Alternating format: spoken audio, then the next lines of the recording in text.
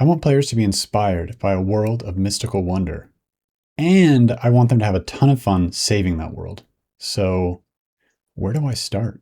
Hi, I'm Burke. Welcome to devlog number 8, where I wrestle with the age-old question: what came first, the art or the mechanics? This week, we've got a little coding riddle. For you programmers out there, can you spot why I spent 6 hours banging my head against a monitor? If you can, I've got some questions you might be able to answer toward the end of the video.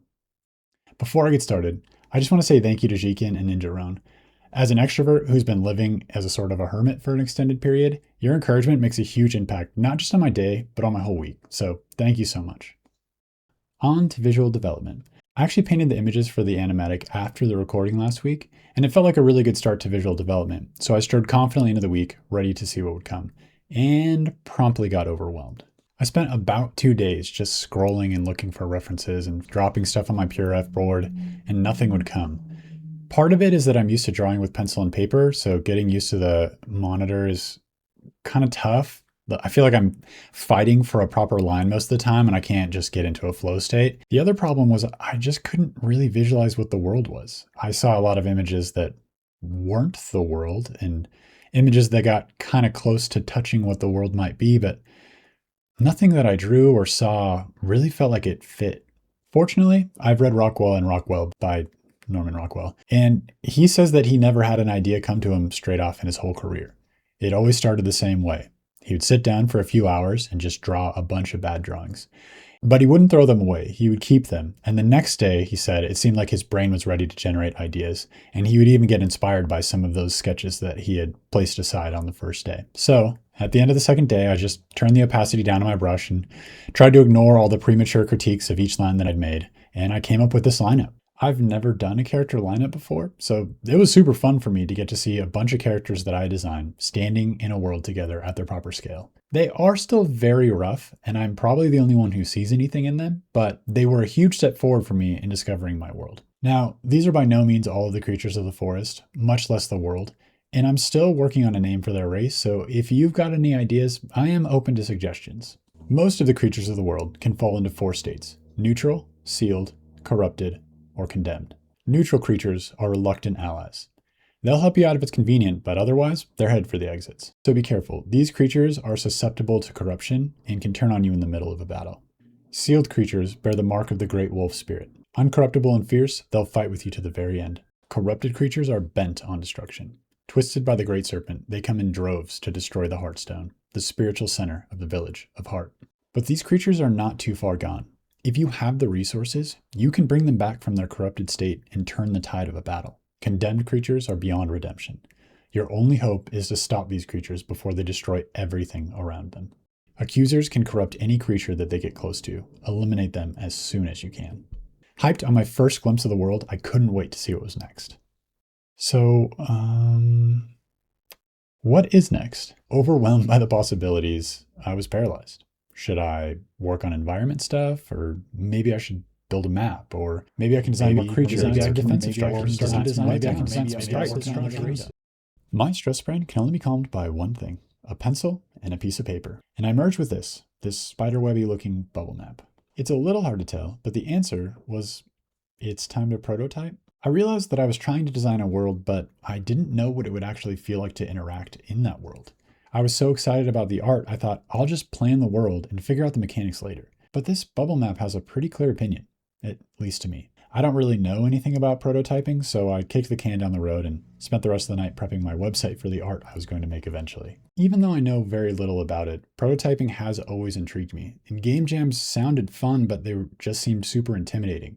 I mean, I'm an artist, not a programmer. Is it actually possible for me to build a playable game in a short amount of time? I watched a ton of videos on prototyping. It's not procrastination, it's research. After watching this video from GDC and seeing this GIF on one of How to Market a Game's blogs, I came to the understanding that the best way to describe a prototype is a minimum viable interaction. What's the simplest way you can experience your game's core mechanics?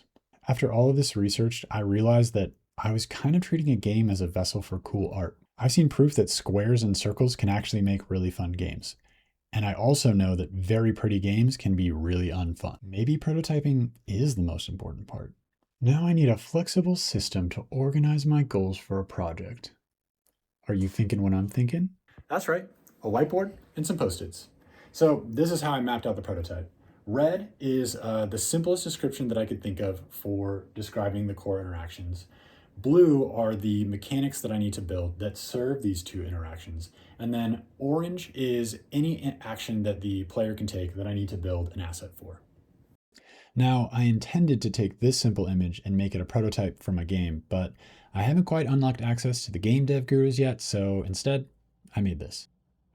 I created a new project and loaded in some third-person template variants so I didn't have to worry about breaking my original game, and I didn't have to be too precious with the code because I'm just trying to test mechanics. Keep in mind that this does not reflect the look of the game at all, and punching will not be how the combat plays out. This prototype was made just to test what it was like to defend a central object against waves of attackers, to test turning enemies into allies, and a base level sprite collection mechanic for spawning defenses. So in the future, the tower defense aspect is going to play out with the ability to station units that have joined you. And I genuinely don't know if this is more RTS or tower defense. Last week, Gurren Void suggested a game that I should look into for mechanic ideas. So if any of you guys know comparable games or have a more accurate genre for this type of gameplay, please let me know because that would be a huge help. All right, so I spent 5 days doing something that I've never done before. From the time I woke up to the time I went to bed, I was just sitting at my computer trying to build a game. What did I learn? Well, first of all, I got to work with arrays, which I've never done before. There's definitely still some magic to their use that eludes me. But what I really want to talk about is prototyping. Prototyping has changed my life. Aside from being super fun, it really simplified the game design process for me and helped me break through all of the noise. It forced me to build something really quick and stop fixating on minor issues. Speaking of, I still have a question for you programmers after this section. The prototype really clarified game interactions and exposed some shortcomings, which spurred me on to better ideas. It occurred to me while playing, if this is just an RTS or tower defense game, why are we in third person? A bird's eye view makes way more sense for that type of gameplay. So what value is added by being in third person that makes it feel like more than just a gimmick, or worse, a nuisance? And that led to the idea of weak points to clear corruption. This doesn't quite solve the gimmicky feel for me, but it is a step in the right direction. But the best part of the prototype is I'm playing my game and it only took me 5 days. And in my last video, the most interacted with comment was a concern about how much time I'm spending actually building the game. So I hope that since I've eaten my vegetables, I can indulge in a little dessert and upgrade the production quality of my videos. Now I'm nearly finished with my prototype, and after 5 days without painting or drawing, I cannot wait to get back into visual development.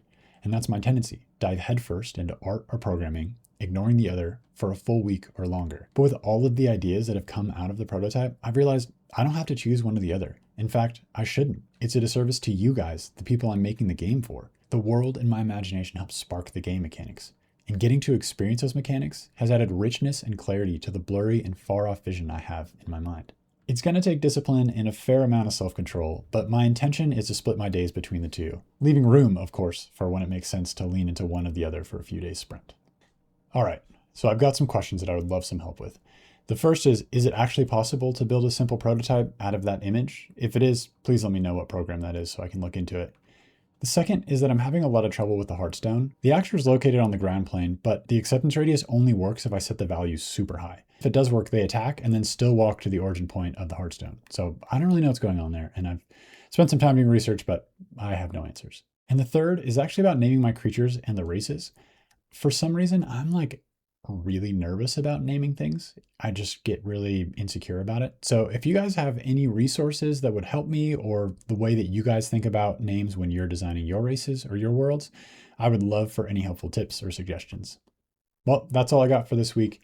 I am hoping to get a playable prototype done soon. So if you're interested in playing that, feel free to sign up for my mailing list or joining my Discord. And remember, work hard and play harder.